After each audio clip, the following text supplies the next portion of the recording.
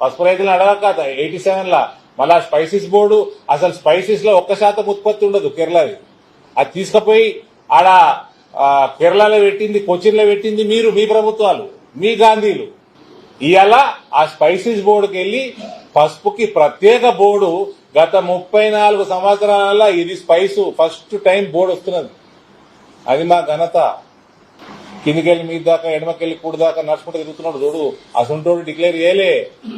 ప్రపంచంలో most popular నాయకులు వచ్చి మన ఇందూరు గడ్డ మీద డిక్లేర్ చేసి ఇంకో విషయం అన్నాడు, పసుపు రైతులు గమనించాలా, పసుపు రైతుల కోసం ఎంత దూరమైనా పోతాము అన్నాడు.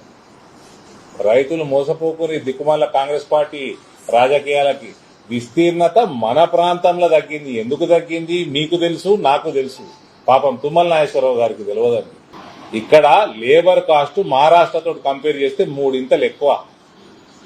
ఇక్కడ న్యాచురల్ ఫర్టిలైజర్ కాస్ట్ మహారాష్ట్రతో కంపేర్ చేస్తే కాస్ట్లీ.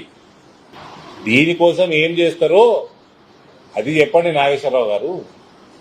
పనికి మన రాజకీయం చేయకూడదు. మీకు ఎప్పుడు ఆఫీస్ పెడతాము, ఎంత పెద్ద ఆఫీస్ పెడతాము, 15,000 14,000 ఉన్న రేటుని 25,000 ఎట్లా తీసుకుపోతాము, 20,000 ఎట్లా దాటిస్తాము నేను చెప్తా మీకు.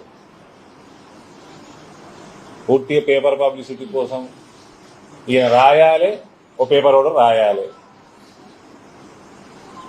ఈయన లెటర్ ఇస్తారట, వాడు రాస్తారట. ఆ రాసిన కూడా అబద్దాలే అన్ని. విస్తీర్ణత తగ్గలేదు, విస్తీర్ణత పెరిగింది. తెలంగాణలో తగ్గింది. మహారాష్ట్ర చెప్పాలా మీకు 17,224 హెక్టార్లు 18-19 మహారాష్ట్రలో. ఈ సంవత్సరం అంటే పోయిన 22-23 88,378 అంటే 17,000కి వెళ్ళి 88,000కి మహారాష్ట్రలో జరిగింది. హెక్టార్లు, ఆ ఎకరాలు కాదు, హెక్టార్లు. కాబట్టి ఖమ్మంలో కూర్చొని పసుపు మీద రాజకీయాలు చేసే బదులు మీరు సిండికేట్లని ప్రోత్సహిస్తున్నారు కదా. ఇవాళ మిర్చి రైతులు పరేషాన్ ఉన్నారు, వేరే రైతులు పరేషాన్ ఉన్నారు. మా దగ్గర మీ సిండికేట్ చేయబట్టి ఎర్రజొన్నలు పరేషాన్ ఉన్నారు రైతులు.